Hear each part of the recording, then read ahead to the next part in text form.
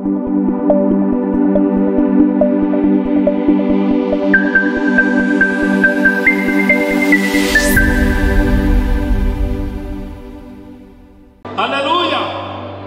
Ngo ntabwo ndibata y'ubwoba.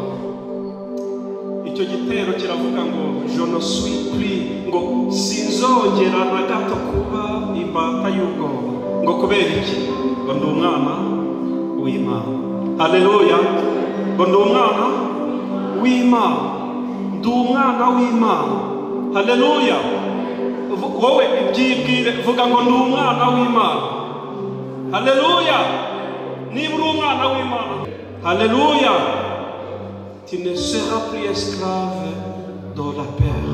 Ngo ni nk'aho bakavuze ngo ubwoba bwayongobereye mu nyonga y'urukundo, cyangwa se ubwoba bwayongo donc ni engloutir, kumira bunguri, ubwoba bwamizwe bunguri n'urukundo rwawe. Haleluya. Mais personne voyait dans ton amour. Rwahize gutya ruyongoberera ubwoba nari mfite, ngo bwahize gutya buyongoberera mu rukundo rwawe. Ayo magambo ari très riche. Niyo mpamvu tutazongera kuba imbata y'iki y'ubwoba ukundi. Nimwakira amahoro aturuka ku Mana. Haleluya.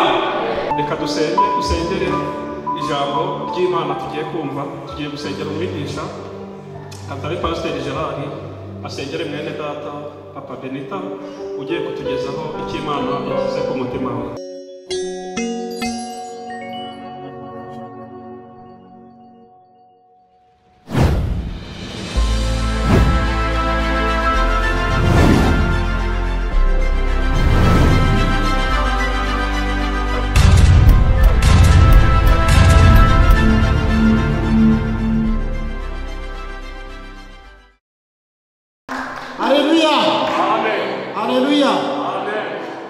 Ndishimye cyane kuba ndi imbere yanyu, ntabwo ari ku bwanjye, ni ku bushake bwanyu no ku bushake bw'Imana. Iyo ataba ku bushake bw'Imana ntabwo nari kuba mfite umwanya wo guhagarara hano, nari no kubasha guhumeka cyangwa ngo mbashe kuvuga. Iyo muba mutari hano ntabwo nari kuza kuvugira ijambo ry'Imana ngo hanyuma ndibwire iyi nzu gusa cyangwa ndibwire ikirere cyangwa inyoni zo mu birere n'ibiti bitumva. Ijambo Uwiteka yifuza yuko twasangira kuri uyu munsi ni ijambo ryitwa cyangwa n'ahateme n'aha inyito yitwa la logique biblique. La logique biblique ni iki? Ibintu byanditse, amagambo ahumetswe n'Imana yanditse muri Bibiliya ni amagambo asobanutse, ariko ni n'amagambo akomeye bitewe n'uburyo umuntu ayafatamo.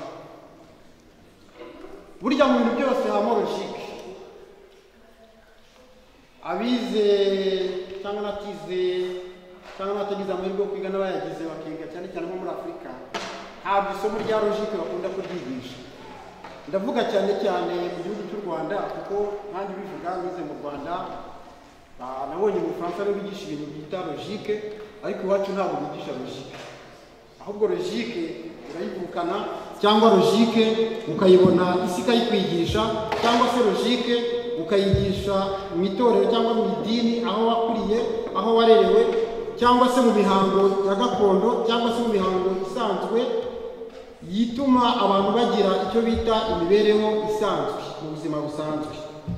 Hakaba n'ibyo bita la logique mathématicale. Iyo ni logique yo mu mibare. Logique yo mu mibare, niba mubwiye ngo rimwe kongeraho rimwe igisubizo ni kangahe? Ni kabiri. Ntabwo nzakubwira ngo rimwe kongeraho gatatu ngumbwire ngo nabyo yaba kabiri. Oya, ibyo nibyo byitwa logique. Nyamara ariko nibajije kuri iyo logique, ndavuga ngo ariko niba logique biblique, niba mu mibare logique yo mu mibare ari rimwe kongera rimwe na kabiri,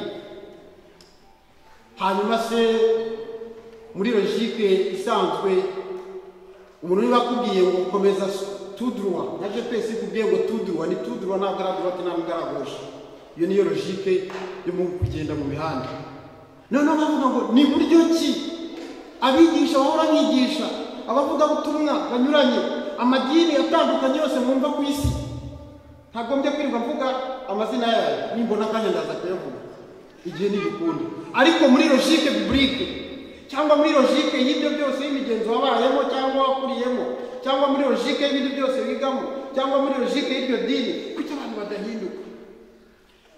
Kuki abantu badahinduka muri logique biblique? Bakwigisha urupfu n'izuka bya Kristo, bakakwigisha kugera ikirenge mu cya Kristo.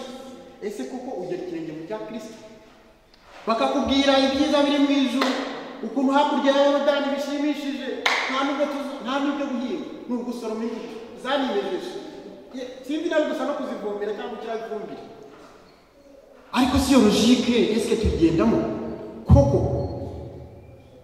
Umukristo ari muri logique yo kugana mu bwami bw'Imana. Ese koko tuzagira iherezo ryiza? Ese byiza koko Bibiliya itubwira muri logique biblique ibyo byiza tuzabigeraho? Ese turi mu nzira yo kubigeraho? Ese turi muri equation, turi gukora, turi mu ihurizo tuzakemura kugira ngo koko iyo logique biblique izagerweho? Ahari ibyo mvuga ndabivuga mu Kinyarwanda, nongeramo wenda n'agafaransa gake, ariko birumvikana mu ndimi zose aho wazishyira hose. Icyo wiyemeje gikore. Niba ariyemeje gushaka umugeni, mushake unamutunge. Niba ariyemeje gushinga urugo, rushinge rubeho kandi rugire ubuzima. Niba ariyemeje gukora akazi, gakore kandi koko unagatunganya. Niba wariyemeje kuvuga uti jyewe nzita ku barwayi cyangwa nzakora isuku, nzubaka, ubakira abantu neza uko bikwiye. Iyo ni logique muri la vie quotidienne, mu buzima busanzwe. Ariko se logique biblique itubwira iki? Logique biblique ubundi mu magambo atagoye make, amategeko y'Imana, amategeko 10 abantu bishyiriho nabi. Amadini amwe n'amwe nogera andi mategeko y'idini, gusenga inshuro zingahe, gusenga kwa kangahe, gusenga gutya, udasenga gutya. Ariko logique biblique hari ibintu tubwira. Logique biblique harimo mu ijambo ry'Imana tubona ko ari kwihana ibyaha no kureka ibyaha. Iyo ni logique biblique. Iyo ni logique umukristo wese yagombye kugendana. Kwihana ibyaha no kureka ibyaha. Wihana ibyaha ukareka n'ibyaha. Logique biblique yawe irimo neza. Ijuru waribona pe. Ishyari ku ruhande, urwangano ku ruhande, kwikunda egoisme ku ruhande, guhemukira abandi ku ruhande, kudakunda abandi cyangwa byagiye ku ruhande. Iyo yaba ari logique biblique. Hari ibintu byinshi bitubuza ijuru cyangwa bizatubuza ijuru kubera ko tutari muri ya logique biblique. Ni ukuvuga ngo ntitureke ibyaha, ntitunihane ibyaha. Bene da, mureke tureke ibyaha, tunihane ibyaha, ubundi tuzabe abaragwa b'ijuru. Ubumwe bw'itorero rya Kristo, ubumwe bw'itorero rya Kristo. Nubwo nababwiye ngo turiga duhereye ku nyito yitwa la logique biblique, ariko noneho twinjiye mu kindi gika twakwita ngo ubumwe bw'itorero. Ubumwe bw'itorero ryande rya Kristo. Iyo habaye precision y'iyo rya ni rya Kristo, ntabwo ari iry'undi, ntabwo ari irya Satani, ntabwo ari irya ya association mwumva, ntabwo ari ya mahuriro mwumva, ahubwo ni ubumwe bw'itorero rya Kristo. Ese koko turi mu bumwe bw'itorero rya Kristo? Jewe nawe turi mu bumwe bw'itorero rya Kristo? Niba tutari mu bumwe bw'itorero rya Kristo, nimureke tureke ibindi byose bimwe twavuze, ya mashyari, ya mizigo ituremereye ituma tutajya muri logique biblique, tuyishyire ku ruhande, maze ubundi tujye mu bumwe bw'itorero rya Kristo. Ubumwe bw'itorero rya Kristo nibubaho, nubugira, nimbugira, umwana wakabugira, umugore wawe akabugira, papa na mama wawe, aho unyuze hose ukigisha ubumwe bw'itorero rya Kristo, twese tuzabona ubugingo bw'iteka, kuko tuzaba turi mu cyo bita la logique biblique. Hepfo gato Yesu asabira abigishwa be n'abandi bose bazamwizera. Yesu bagira ati asabira abigishwa be n'abandi bose bazagira gute? Bazamwizera. asabira abigishwa be ntabwo twari duhari. Ni cya gihe yari kumwe n'intumwa ze asabira asenga. Yesu umwana w'Imana asenga kandi asabira abigishwa be n'abandi bose bazamwizera. Abo ni njyewe, abo ni wowe, aho ukomoka hose, waba umuzungu, waba umwirabura, umwarabu, waba umugiriki, waba umuki, waba mu bwoko bwose, icyo wakwiha cyose n'icyubahiro cyose wakwiha cyose ku isi. Ni ukuvuga ngo Yesu yigisha abigishwa be kandi asabira abigishwa be n'abandi bose, abari aho, abatari bahari, abari muri epoke n'abazabaho ikindi gihe. Ubwo rero wowe urimo, nanjye ndimo, n'undi uzavuka mu gihe tuzaba tutakiriho. Kandi bivuga ngo abazaba bakiriho bizera Imana, bizera ko Yesu agiye kuza mugenzi wanjye. Abazaba bakiriho bizera Imana, abo bazabona Imana. Kandi baba batakiriho ubwo barapfuye bizera Imana, bazabona Imana. Abizeye urupfu n'izuka rya Kristo kandi bakaba barumvise ibyigishwa byahawe intumwa, bakaba barumvise ibyigishwa ageneye n'abandi bose n'abazabakomokaho, abo bose bazabona Imana. Baba bariho baba batariho bazabona Imana. Iyo niyo logique biblique. Niba usenga ukaba utazabona ijuru, nta logique biblique urimo, waba uri kuruhuza. Hari umuririmbyi yaravuze ngo waba wararuhiye iki, waba wararuhiye iki, urya munsi utabonye Imana, waba wararuhiye iki, waba wararuhiye iki, waba wararuhiye iki, urya munsi utabonye Yesu, waba wararuhiye iki. Pasiteri, mubwiriza, muvugabutumwa, muririmbyi, mukristu, mwana, muntu mukuru, musaza, mukecuru, nawe nkumi, birakureba. Waba wararuhiye iki niba kuri uwo munsi utazabona Yesu? Waba wararuhiye iki niba uterana hano kandi utazajya mu ijuru? Ni iki kikubuza se kugira ngo uzabone ijuru? Ishyari, urwangano, kwikunda, ibyo byose, kwifuza ibidafite umumaro, guhitamo nabi, ibyo byose nibyo bizatuma tutabona ijuru, nibyo bizatuma njyewe nawe tutabona ijuru. Ariko se twaba twararuhiye iki niba urya munsi tutazabona Yesu? Twaba twararuhiye iki? Hano abavanga imisozi wazamutse n'ibibaya byose wamanutse n'ibikombe n'ibiki, amadege wabagendemo, amaguru wagendesheje, amamodoka waba ugendamo, niba utazabona Yesu waba uri kuruhira iki? Aho uri hose, buri muntu mu itorero abuwejejwe muri byo, buri muntu mu itorero abuwejejwe muri ryo, shuti reka kwiganyira urabimbaraga nuko wageza ubusa.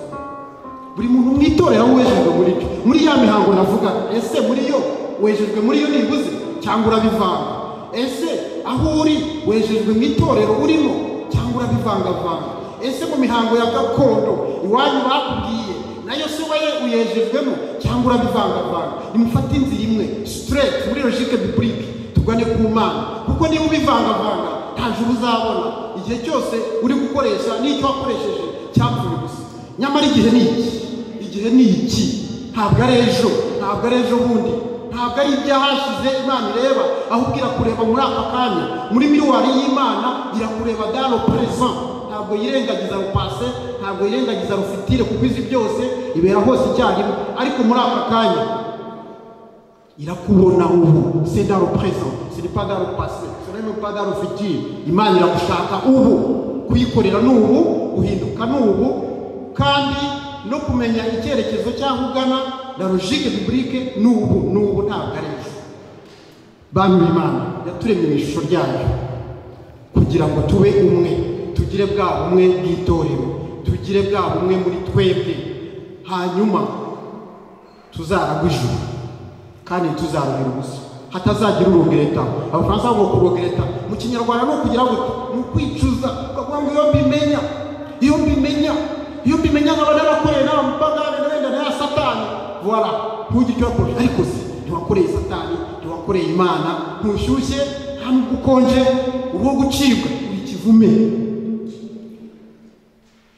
Hari akari akarimbo kavuga ngo dawe muri Siyoni, ngo igiti ngo dawe ndabera muri Siyoni, igiti cyose gitera imbuto kiracibwa kikajugunywa, igiti cyose gitera imbuto kiracibwa kikajugunywa. Ibaze niba buri giti se gitera imbuto kuzacibwa ukajugunywa, niba Imana yakuremye mu ishusho ryayo kugira ngo kire kirenge mu cy'umwana wayo Yesu Kristo, ukaba atari byo ukora, ugiye kuzacibwa ukajugunywa nk'uko igiti cyose gitera imbuto kicibwa kikajugunywa. Niba witwa Kristo udakora ibya Kristo, utagendera mu nzira y'abakristo, ko nawe uzaba n'icyo giti kigiye gucibwa kikajugunywa. Ibaze sogokuru wawe wakubyaye abandwa, akora imihango ya gipagani, akayigisha so, akayigisha n'abandi bose, hanyuma ukabivamo ukaba wita umukristo, n'ibyo utabikora uwo nawe ntabwo uzamubona, kuko abasatani bazasanga Satani, ab'Imana bazasanga Imana. Ariko ngo ukorera Satani igihembo ni urupfu rw'iteka, kuko nujya mu mihango y'abapagani nka basogokuruza ba kera bose, cyangwa abo bose bagutongeyeho ibyo ngibyo, ukaba utaracitse kuri kamere izakujyana kandi uzapfa iteka.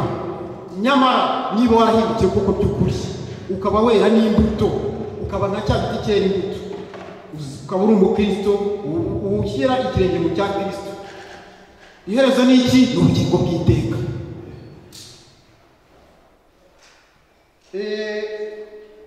Hari ubutumwa bwiza bwa Yohana, ubutumwa bwiza bwa Yohana bwanditse mu gice cya 17 umurongo wa 20 kugeza kwa 23.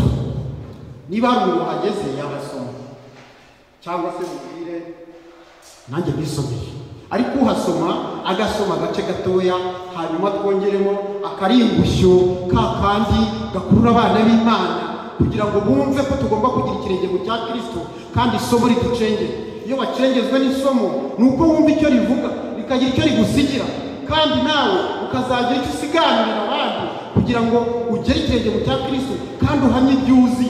Ntabwo umukristo ari uhamye ibyo atazi, ahubwo n'uhamye ibyo yumva, asobanukiwe, akabibamo, bikamuranga, bikaba nk'ibendera.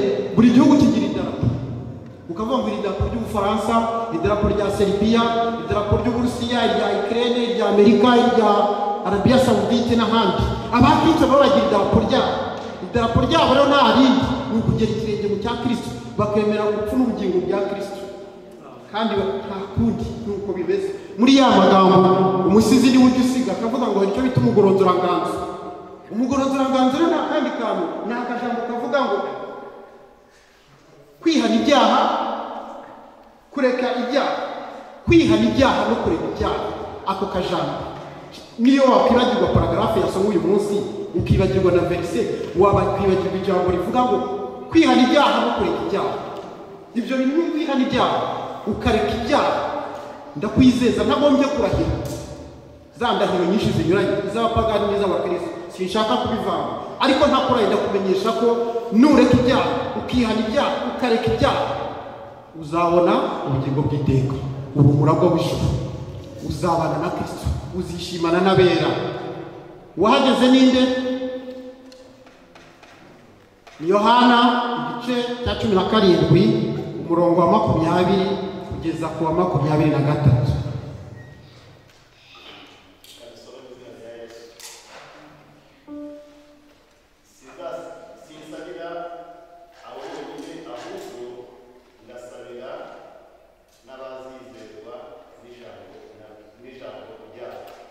Sinsabira bonyine ahubwo ndasabira n'abazizerwa n'ijambo ryayo.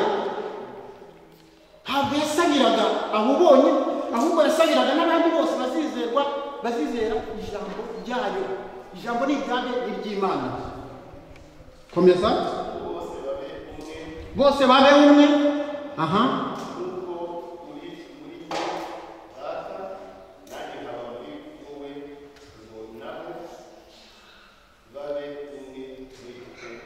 Nkuko nanjye mba muri data nawe akaba muri njyewe, nabo bakaba muri we Yesu Kristo, kugira ngo tube umwe.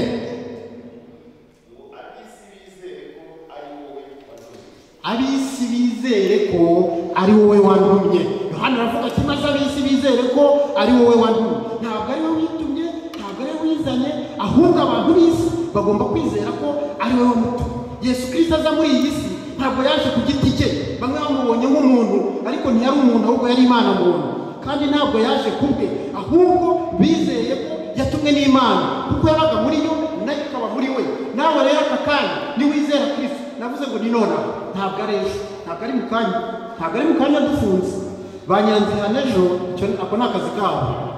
Abavuga nabo ngo navukiye mu idini, ngo n'amateka y'idini nzayakuriramo, abo nabo ibyo ni ibyahise ari amateka, ariko ni aka kanya kwihana. Kandi twabonye ngo mu ndirimbo mu baririmbyi, hano dufite abaririmbyi b'abahanga, siroga ni iyihe? Ngo kwihana ibyaha no kugira gute, no kureka ibyaha. N'uwihana ibyaha ukareka ibyaha, nta yindi siroga musaba. Ni ukuvuga ngo Yesu azaba muri wowe, kandi nawe ise Imana ari muri we, nawe akaba muri yo, hanyuma natwe tukaba itorero rimwe ryane rya Kristo. Ariyo ryazamura nahera uvuga ngo itorero ryera rya Kristo, ntabwo ari iby'abandi bose. Komeza.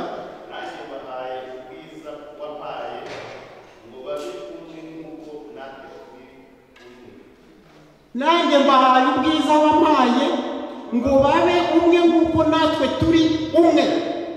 Bene data turabona Strasbourg, nituba umwe tuzaba dufite ubwiza bwa Kristo, kandi Kristo Yesu azaduha ubwiza nk'uko nawe ubwo bumwe bufitanye na Kristo.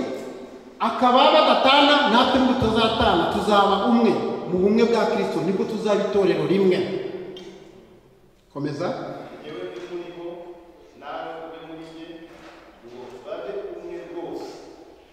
Yesu abe muri twe, kandi Imana iri muri we, hanyuma rwose nawe abe bose babe muri twebwe rwose, nta gushidikanya. Iyo rwose ishaka kuvuga ni ugushimangira, ni confirmation uri muri bw'ifaransa, c'est la confirmation.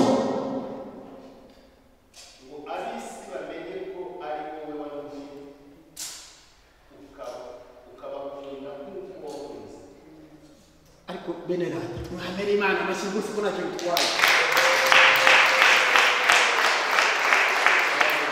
Ab'isi bamenye ko ari wowe wantumye kandi uba muri njyewe, kandi ko rwose wabishimangiye ko uzaba muri bo nk'uko uba muri njye. Uko Imana iba mu mwana wayo Yesu Kristo, ni nako Yesu Kristo aba muri twebwe, abamwemera n'abamwemera n'abazamwemera n'abamwemeye, kandi akabishimangira mu kuri kose. Ninde se utakwifuza kubana na Kristo no kuba muri Kristo? Kubana n'umuntu no kuba muri biratandukanye. Vivre avec et vivre dedans ni immersion, ni mubatizo. Iyo bakubatije burya si ku gahanga we yakugira, ni immersion, par immersion, ukibiramo neza, ukibiramo neza. Inkone niyo yavuze ngo amazi ngaya kidendeze niki yatuma utambatiza. Ntabwo byananiranye kuvuga ngo ariko se ubundi ntabwo wagendanye amazi yahuye cyangwa Inyange cyangwa rodo source dini ngo hanyuma umeneho. Oya, ageze ku mugezi aravuga ngo amazi ngaya kidendeze ngiki niki cyatuma se utambatiza. Kandi ngo tuzabe muri Kristo nk'uko nawe aba muri twe, abamwemeye, kandi nk'uko Imana data iba muri we, nawe azariko abana turaka kutubana, tukabana amahoro mu itorero rya Kristo. Bivuga ngo rero si ku ruhande, bene data ntabwo ari ku ruhande, ni straight, c'est la logique biblique. Niba hari ibintu tujya twivugisha, jewe kera myiga mu idini niyo mbabwira, nari nzi imibatizo ko ari myinshi, nari nzi ko ari kwimikwa, yego nabyo barabivuga, hakaba gusuka amazi ku gahanga, hakaba gusigwa amavuta, hakaba gukebwa, hakaba ndetse no kuhabatishwa igiki, umukungu. Ibyo bintu byose ni logique y'idini, ariko ntabwo ari logique biblique. Ugakebwa ngo wabatishwe, ugasigwa amavuta gusa ngo wabatishwe, ugasigwa amazi ku gahanga gusa ngo wabatishwe. ukinikwa mu mazi menshi uguti na bati wi wageze ikirenge mu cya Kristo niko byagenze niba hari ujuguruza mbwira niko Yohana yavuze ngo kandi ndakwemeza ko utazabatizwa umubatizo wa Yohana hakurikiraho ijambo rivuga ngo iki urishakashaka kuko umuntu akubwiye byose bituma udashakashaka ibikurikiraho biranditse kandi byanditswe byahumetswe n'Imana ntabwo ari byo bivuga hanyuma abatsindiye ndashaka kubamenyesha ko uko ibintu byose byagenda uko byahinduka kose itorero ry'Imana ni itorero ry'Imana ntabwo ari itorero ry'abantu ntabwo ryabayeho ku bushake bw'abantu ahubwo ryabayeho ku bushake bw'Imana bishatse kuvuga ko nta gishobora kurihindura itorero ry'Imana ni itorero ry'Imana ntabwo tuba mu itorero rya Satani ntabwo tuba mu itorero ry'abasokuruza ntabwo tuba mu itorero ry'ikigare ngo kuko ari abajene ntabwo tuba mu itorero ry'ikigare ngo cy'abakecuru ntituba mu itorero ry'ikigare cy'abamama ntituba mu itorero ry'ikigare cy'abasitari ntituba mu itorero ry'ikigare cy'abasaza ntabwo tuba mu itorero ry'ikigare cy'abana niyo waraje hano kubw'ikigare ndakumenyesha yuko ce n'est pas la logique biblique ntabwo ari uburyo buboneye ibyo ntibyakugeza ku Mana iyo ukurikiye umusitari apfa ari umukire afite isente nawe ugapfa ukimwiruka inyuma utanabaye nawe akazabura ijuru nawe nturibone akaba afite inote agapfa afite inote wowe ugapfa n'inote ntazo ufite mbega waba wararuhiye iki uwo munsi utabonye Yesu ubaye umusitari waba wararuhiye iki utabonye Yesu waragiye mu kigare cy'abamama waba wararuhiye iki utabonye Yesu uri mu kigare cy'abapapa waba wararuhiye iki utabonye Yesu uri mu kigare cy'abana cyangwa cy'abajene waba wararuhiye iki utabonye Yesu Yesu niwe nzira y'ukuri n'ubugingo ntawe ujya kwa se atamujyanye izindi nzira zose wacamo wagira amafaranga nka Bill Gates ntabwo uzagerayo keretse waragiye muri ya logique biblique wakwambara amazahabu ukageza ku birenge ntabwo byakugezayo utari muri logique biblique kandi uko ugenda ingendo yose ugenda nubwo wagenda n'abapeki nubwo wagenda nka Michael Jackson ukagenda uzibyina nubwo wagenda nka Bashakira winyiganyiza cyangwa nka Bill Gates murabazi cyangwa ari abasitari w'ubu cyangwa aba John Yalit ariko utari muri logique biblique utagera ikirenge mu cya Kristo iyo nzira irarangaye n'umworero imeze nka autoroute nyabuneka mwagenda mu nzira z'amahwa zifunganye mukagenda yangenda ya Kristo ariko tukazajyayo ahera mu ijuru amen uzaramukanya nabo twabuze tunezerewe cyane bitavugwa twambaye imyenda yera haleluya tuzabona muri ya sidashira n'amarira n'agahinda n'urupfu tuzaba dutsinze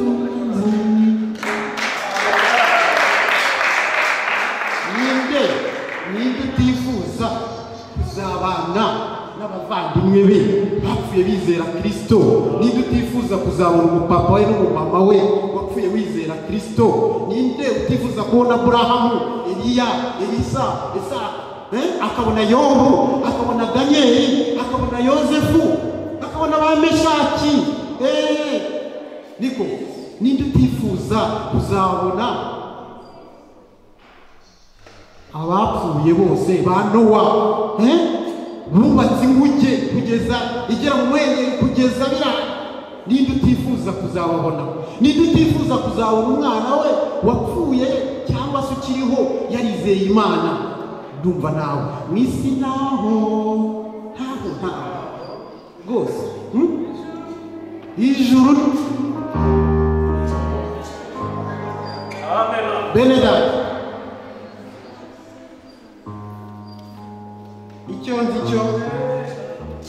icyo nzi ni uko twizera ibifatika twizera Imana ifatika twizera Imana ikora iboneka ivuga bikaba itegeka bigakoreka kandi kwizera Imana iriho yitwa ndiho, ngo yitwa ndiho, yitwa ndiho, iravuga bikaba.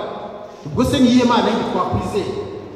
Ryangombe ntabwo yari kubishobora kurema isi n'ijuru bitandukanye kandi nta nkingi bifatishije. Ninde wabonye inkingi y'isi n'ijuru? Ninde muntu wize cyane ibyo yita ko bifatika yatubwira ati hari inkingi ituma ijuru ridahanuka? Ntawe. N'abandi bose wizera, waba wizera Buda, waba wizera nde, ntabwo Buda yari kurema iyi si ngo ayitandukanye n'iri juru, ngo izuba rirasiye iburasirazuba rirengeye iburengerazuba. Ntabwo ari abasiyantifike, ntabwo ari bahagarire, urumva? Ntabwo ari bo babikoze, ntabwo ari abasiyantifike, si abashimisite, ahubwo ni Imana yabikoze yitibeshya, kuko yitwa ndiho kandi izahoraho iteka ryose. Bene data bakundwa, aho mwumvise icyo bita itorero, mwumvise n'icyo bita idini. Ese mbabaje ikibazo mwansubiza, itorero n'idini bitandukanira hehe? Aho waba uri hose amadini ni menshi.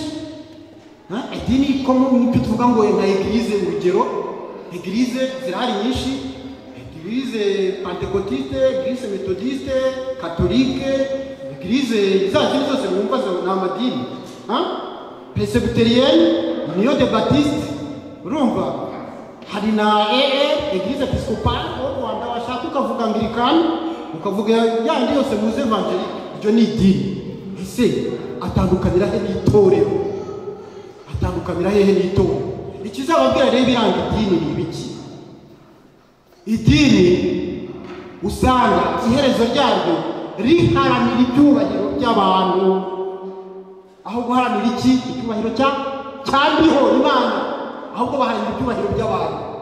Idini usanga harimo amatitire, ugasanga dirija n'ikigwamana arakomeye, ugasanga pasiteri niwe byose bigaruka, bakagira n'impuzankano ya myenda nyine batandukanye n'abandi. Aya ni amadini. Nujyanga guta ariko kwimpuzankano idahuje n'iyacu ni irihe dini? Bazakubwira bati ni bazakwibwira. Ariko nyamara ubundi dini mu buryo bwiza nababwira wenda bucukumbuye, ariko uzabirebe, ni organisation des chrétiens. Idini ubundi ni organisation des chrétiens. Uko muzigira kose mukiyorganiza, mukajya hamwe kandi mukiyita abakristo, mutabyubahiriza cyangwa mwabyubahiriza, izaba ari organisation des chrétiens. Iyo organisation muzamugira mwemera Kristo cyangwa mubivuga mutabikora. Hari abajya ngo musoma, hari abantu bajya nkunda bajya ngo musoma akakubwira idini cyangwa ngo je ne suis pas pratiquant. None se niba udapratika ibyo wiyemeje ugukorera nde? Ukorera nde? Wabukorera nde? Bijyemo niba ari ibya gakondo pratique, niba ari iby'Imana byubahiriza. Hanyuma muri iyo organisation de chrétiens niho muzasanga za mpuzangano ya bindi byose bitandukanye. Ariko Imana isaba iki?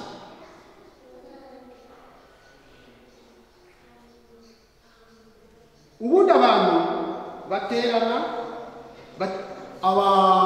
ubundi abantu bateranira ahantu hatandukanye, sibyo?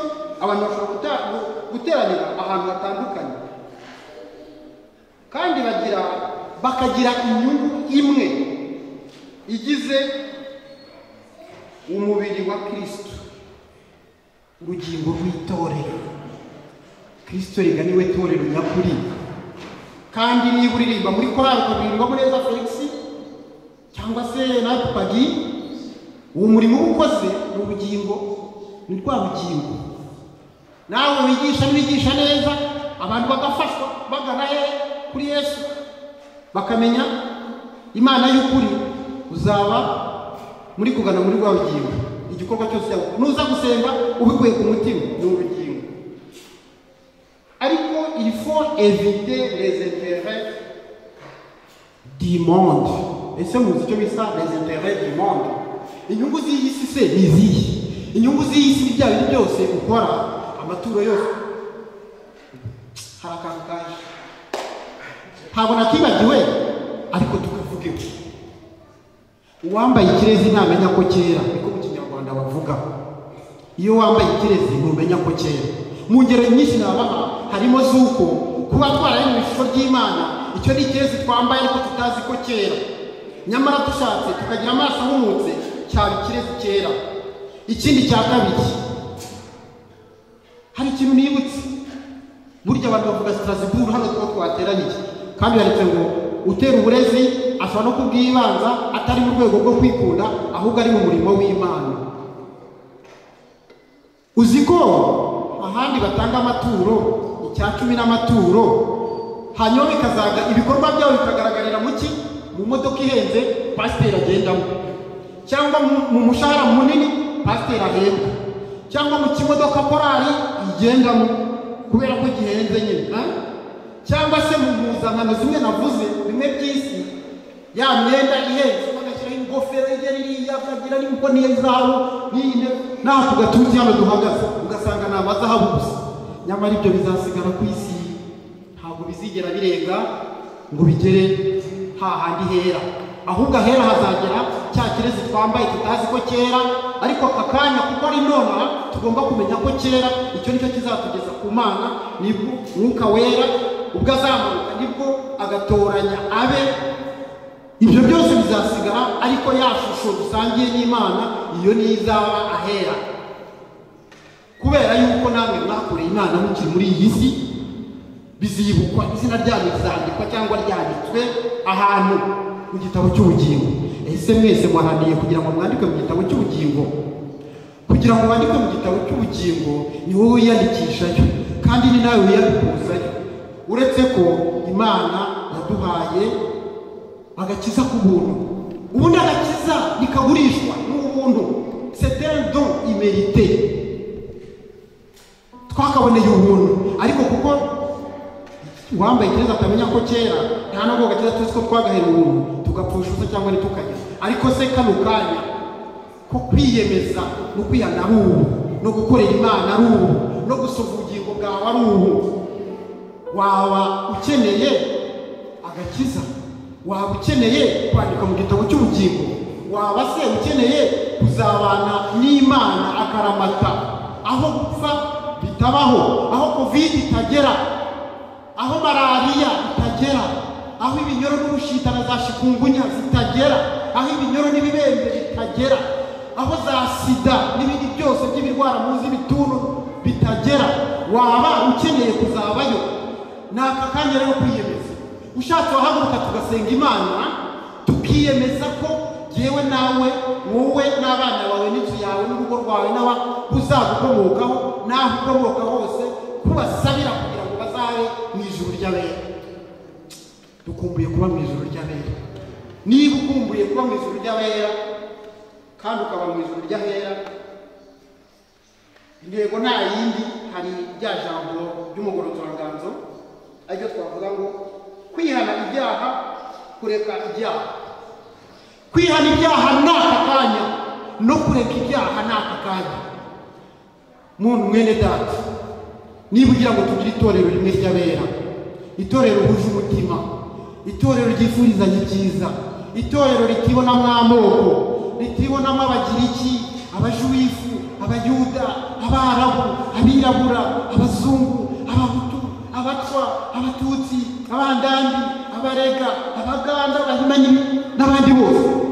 Wahaguruka tugasenga Imana, kuko gukira ni nonaha. Nitwe dufite urufunguzo n'Imana yacu, kugira ngo Imana tuvaneho ya mivumo ya gakondo, ya mivumo twavumwe n'ab'isi, ya mashyari na za nzingo. Ni twebwe ko gusenga, kuko umwenda wari ukingirije aherekanye waratahutse, buri wese yigerayo. Aka kanya haguruka ufate kuri konegisiyo y'ijuru, uganire n'Imana, wibwire ngo ndetse icyaha kandi no gusubira ku cyaha, kubana nawe n'aka kanya. Uwiteka zizavuzwa Mwami mwiza, habaye urya munsi n'aka kanya, uje ibyaha n'aka kanya, abakorerwa aka kanya, ejo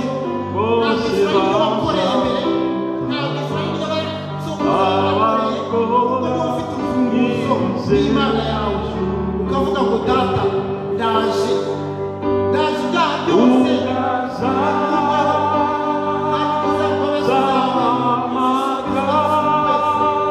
zigereho zigere ku muryango wanjye zigere ku nshuti zanjye zigere ku bana banjye zigere ku baturanyi zigere ku banyarwanda zigere ku bakongomani batange barundi batanzaniya bagiriki ku batwifu ku barabu kubera no ku bazungu zigere kuri buri wese kuko baremye imishuti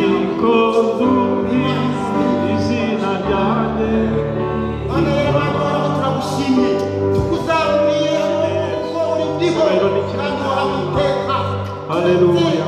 databuja ibya kamere ntabwo tuzapfa kubera kamere ntabwo tuzapfa bikemutse kuko ababyeyi bacu bapfuye bakemutse ntabwo tuzazira ibinyoro na sida cyangwa muvindi n'umuryango hari abazize ntituzazira kanseri kubera ko hari ababize imiryango icyo cyaha cyakuweho n'ikigogo ntitubabarira turahera hawe usanga mu bahera hawe kandi kwihana ni nonaha twamenye ko niyo twagira urwemera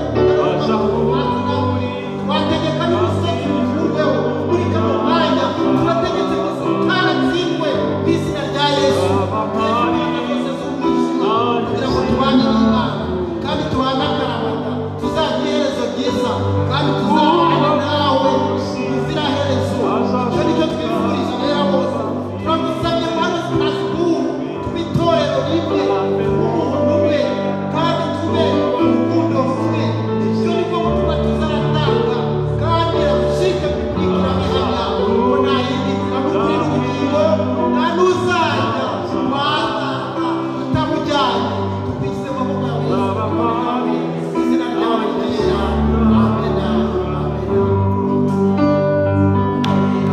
Ugaza,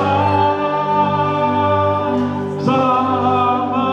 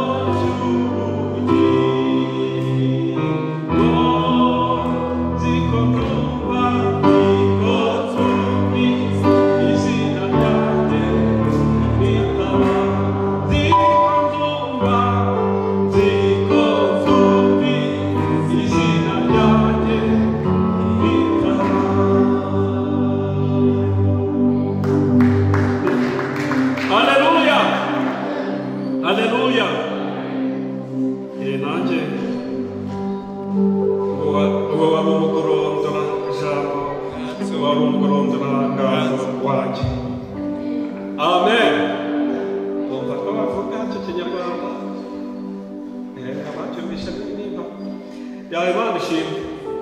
Ariko rero buriya Papa Benita arakumbwiriye pe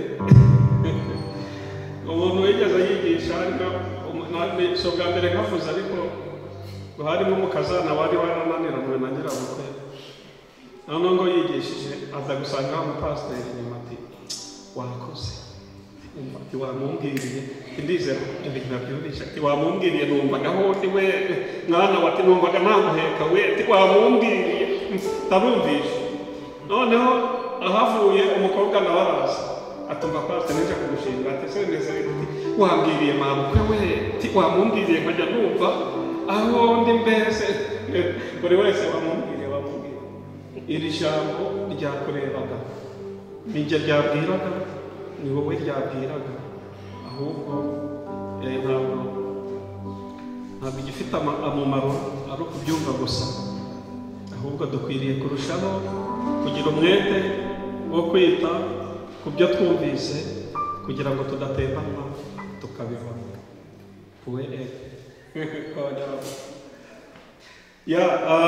Imana idushoboze kubigumamo kuko twarabyumvishe na n'ubu turacyabyumva, ariko igikwiriye ni ukubigumamo. Haleluya!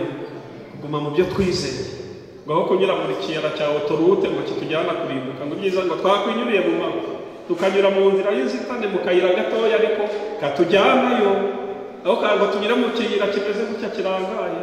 Nyamara buriya Papa Benita aratubwiye ni mu mutungire ibiganza mubwire ngo Imana imugishe. Haleluya! Que Dieu te bénisse mon frère, que Dieu te bénisse. Amen. Namwe bahumugisha mwategeye ijambo, mwateze amatwi ijambo ry'Imana. Tugiye mu mwanya wo gutanga icya cumi n'amaturo wuzuye Imana, kuko iyo twateranye twagize guterana kwera icyo gikorwa nacyo aba ari ingenzi. Reka dusenge Imana, abaririmbyi baza kugira ngo nyine tujye muri uwo mwanya wo gutanga amaturo n'icya cumi wuzuye Imana. Turagushimiye cyane Mwami Yesu kubw'ijambo ryawe rizima twumvise. Turagushimiye ko abanya natwe tugeze mu wundi mwanya Mwami wo gukora mu byo waduhaye kugira ngo tutajya mu nzu yawe. Iyi mirimo ducana, izi ntebe twicaraho, ibyuma tuvugiraho, ibi byose bikorwa n'amafaranga uduha. Niyo mpamvu winginze kugira ngo unayaduhe koko, kugira ngo natwe duhindukire tuyakoreshe umurimo wawe mu nzu yawe. Kandi umuntu wese utagira icyo abona atanga ndamusengeye kugira ngo umucire inzira, kandi Mwami ukomeze guteza akanumete byo gukomeza gukunda Mwami kugukorera, kubera ko umuririmbyi yavuze ngo kugukorera ni byiza. Urakoze rero kugiye kubana natwe, izina ryawe rikomeze rishyirwe hejuru none n'iteka ryose. Yesu urakoze kubyanduje. Amen.